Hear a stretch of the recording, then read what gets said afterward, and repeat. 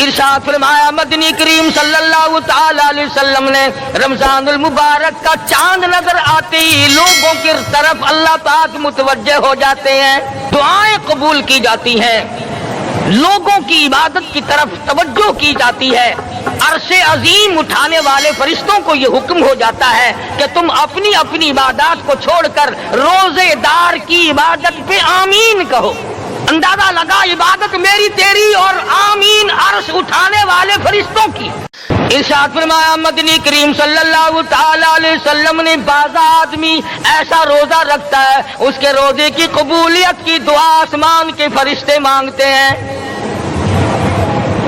بعض آدمی ایسا روزہ رکھتا ہے ادب کا لحاظ کرتا ہے، احترام کا لحاظ کرتا ہے، عظمت کا لحاظ کرتا ہے، رمضان المبارک کی ایک ایک چیز کو پورا کرنے کے لیے ہر وقت کوشاں رہتا ہے، اس کی روزی کے لیے، اس کے روزے کی قبولیت کی بخشش کی دعا کے لیے سمندروں کے جانور دعا مانگتے ہیں۔ کتنی بڑی بات ہے۔ آج لوگوں کو پرواہ نہیں کہ روزہ کیا چیز ہے، خام خواہ برباد کر دیتے ہیں۔ ارشاد فرمایا مدنی کریم صلی اللہ تعالی علیہ وسلم نے اگر کسی نے ایک روزہ چھوڑ دیا 100 سال تک رات دن گرمی سردی روزہ رکھتا رہے ایک روزے کا بدلہ ہرگز نہیں ہو سکتا۔ رمضان کے ایک روزے کا بدلہ نہیں ہو سکتا۔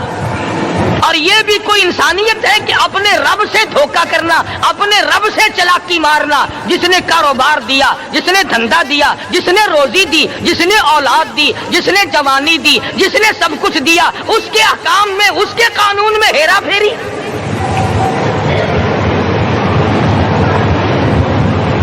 صحابہ کرام رضوان اللہ تعالی علیہ مجمعین کی جماعت کے یہاں تو ایسا ہرگز نہ تھا۔ وہ لوگ تو تن من دھن سے اپنے آپ کو قربان کیا کرتے تھے۔ اب آپ خیال فرمائیں کہ رمضان کا 17واں روزہ ہے اور جنگ بدر ہوا ہے۔ اسلام کی سب سے پہلی لڑائی روزوں میں ہوئی، اسلام کی سب سے پہلی لڑائی روزوں میں ہوئی۔ صحابہ کے پاس ریشن نہیں، اسلحہ نہیں، ساز و سامان نہیں، تلوار نہیں، تیر نہیں، گھوڑے نہیں، اونٹ نہیں، کچھ بھی نہیں، مگر پہلا میدان محمد کریم صلی اللہ علیہ وسلم کو جو صحابہ کرام کو بھگتنا پڑا وہ روزے کے ساتھ تھا اور گرمی کا موسم تھا۔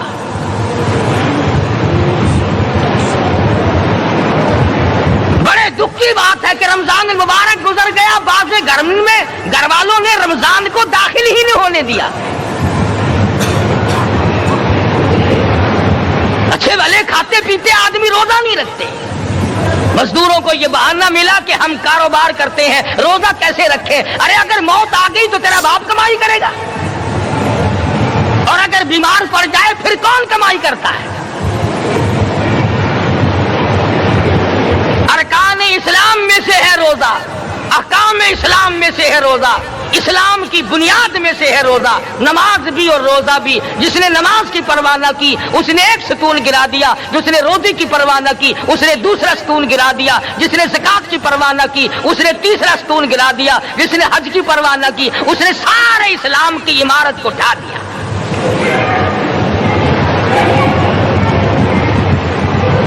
ارشاد فرمایا مدنی کریم صلی اللہ تعالی علیہ وسلم نے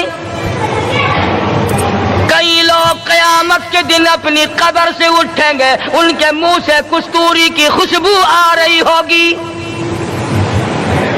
لوگ کہیں گے الہی یہ کون لوگ ہیں؟ جواب ملے گا تم کھایا کرتے تھے، تم پیا کرتے تھے، یا روزے رکھا کرتے تھے، روزہ رکھنے والے لوگ ہیں۔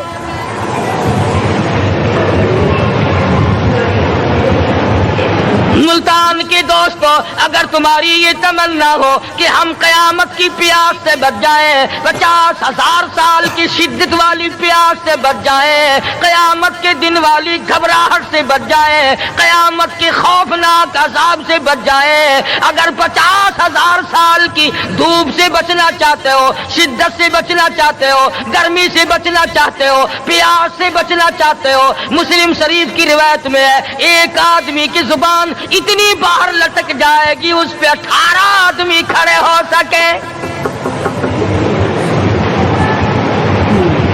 تمام پیاسوں سے گھبراہٹوں سے اگر بچنا چاہتے ہو، اتنی شدید گھبراہٹ آئے گی، اتنا سخت ماحول بن جائے گا۔ قرآن کریم کہتا ہے یا ایھا الناس اتقوا ربکم، ڈرو اپنے پروردگار سے جتنے تمہیں آنکھیں دی۔ اتقوا ربکم، ڈرو اس پروردگار سے جس نے زبان دی۔ اتقوا ربکم، ڈرو اس پروردگار سے جس نے اولاد دی۔ اتقوا ربکم، ڈرو اس پروردگار سے جس نے کاروبار دیا۔ ڈرو اس پروردگار سے جس نے ہاتھ دیے، جس نے پیر دیے۔ فرمایا اتقوا ربکم ان زلزلۃ الساعۃ شیء عظیم، اتنا سخت گھبراہٹ ہوگا قیامت کے دن۔ نبی کریم صلی اللہ علیہ وسلم نے فرمایا اگر کوئی اس پیاس سے بچنا چاہتا ہے، اس گھبراہٹ سے بچنا چاہتا ہے، تو ایک ہی صورت ہے کہ وہ رمضان کے روزے رکھا کرے۔ حدیث میں آتا ہے کہ قیامت کے دن اللہ پاک جل شانہ عرش عظیم کے سائے میں کچھ لوگوں کو دسترخوان پہ بٹھا کر کھانا کھلائیں گے۔ اس تباہ کاریوں والے دن، پریشان حال والے دن، جس دن یہ حال ہو، فرمایا یوم یفر المرء من اخیہ وامہ وابیہ وصاحبتہ وبنیہ، اما بیوی اولاد کوئی بھی کام آنے کو تیار نہیں۔ حالات اس طرح سے دگرگوں بن جائیں گے۔ فرمایا کلا اذا بلغت التراقی وقیل من راق وظن انہ الفراق والتفت الساق بالساق الى ربک یومئذ المساق۔ فرمایا موت تمہارا کام آ کر تمام کر دے گی۔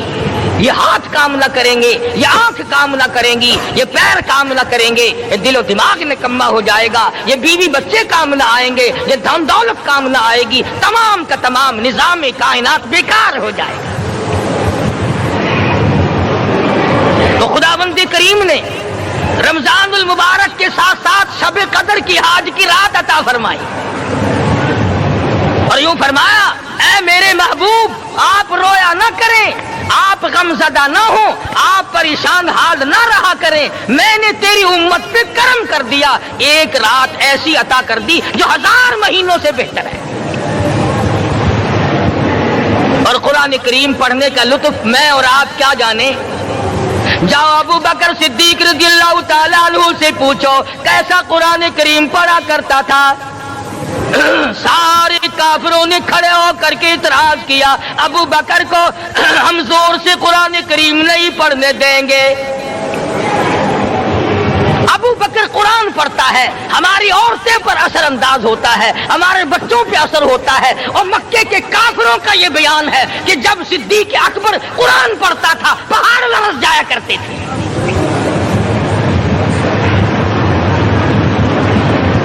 صدیق سے قرآن پڑھنا سیکھو۔ فاروق اعظم نے اسی قرآن کریم کے ذریعے سب کچھ حاصل کیا۔ ساری رات فاروق اعظم قرآن کریم کی تلاوت کیا کرتے تھے، ایک ایک رکعت میں پورا ختم قرآن کرتے تھے۔ آج تو یہ باتیں کہانی نظر آتی ہیں۔ صدیق اکبر سے قرآن پڑھنا سیکھو، فاروق اعظم سے قرآن کریم پڑھنا سیکھو۔ سیدنا عثمان ذی النورین رضی اللہ تعالیٰ ایک رات میں اور ایک رکعت میں پورا قرآن ختم کیا کرتے تھے۔ نبی کا دوہرا داماد عثمان ذی النورین، جس کو دیکھ کر حضور اکرم صلی اللہ علیہ وسلم فرمایا کرتے تھے اور لوگوں میں عثمان سے حیا نہ کروں جس سے آسمان کے فرشتے بھی حیا کرتے ہیں، جس کا آسمان والے فرشتے بھی ادب کرتے ہیں، میں اس کا ادب نہ کروں۔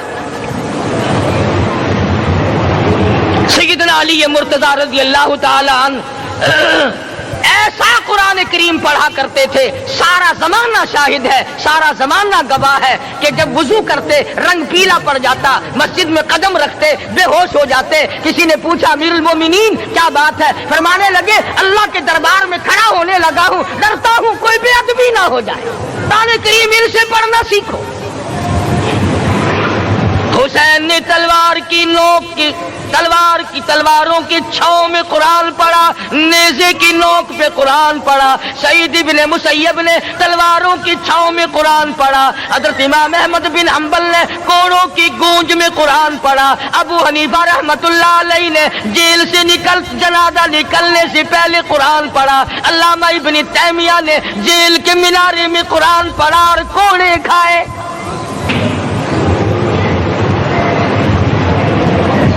تم بھی قرآن پڑھتے ہو، جب کوئی مر جائے نا پھر قرآن پڑھتے ہیں، اور وہ بھی صحیح سالم پورا نہیں ہوتا۔ کیوں پڑھے؟ کوئی باپ مرے تیرا قرآن کریم پڑھے مولوی؟ کیوں؟ تیرے باپ کے نوکر ہے مولوی؟ تم خود کیوں نہیں پڑھتے؟ تمہارا خود کا تو یہ حال ہے کہ جن کپڑوں میں باپ نے دم توڑا، جن کپڑوں میں ماں نے دم توڑا، جن کپڑوں میں گھر والی نے دم توڑا، جن کپڑوں میں بھائی نے دم توڑا، وہ سارے کپڑے الگ رکھتے ہو۔ ارے ظالمو، تمہیں اپنے ماں باپ کے کپڑوں سے نفرت ہے۔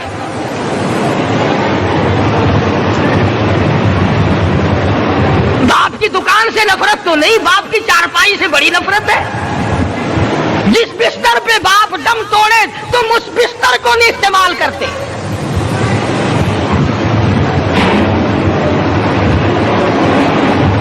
رسموں میں ڈوبے پڑے ہیں لوگ، رسمیں بنا رکھی ہیں، یوں کرنا چاہیے اور اس طرح سے کرنا چاہیے۔ لہد کے پانی سے بچو، مردے کے کپڑے سے بچو، مردے کی چارپائی سے دور رہو، فلاں چیز سے دور رہو۔ تم نے کبھی یہ بھی سوچا کہ اگر تمہارے بس کی بات ہو تم موت سے بھی دور رہ کے دکھاؤ نا؟